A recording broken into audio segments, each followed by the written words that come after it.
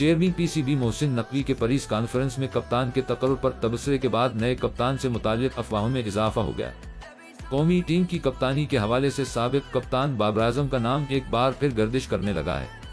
ज़राए के मुताबिक पाकिस्तान क्रिकेट बोर्ड के बाख्तियार हलकों में बाबर आजम को एक मरतबा फिर कप्तान बनाने की बातें होने लगी हैं।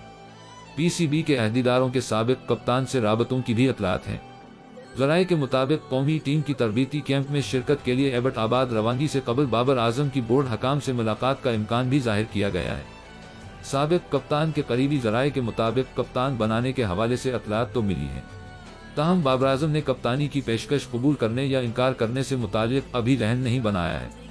करीबी ज़राए के मुताबिक बाबर आजम को अगर कप्तानी की पेशकश की गई तो वो मुख्तलिफ पहलुओं पर बात करेंगे।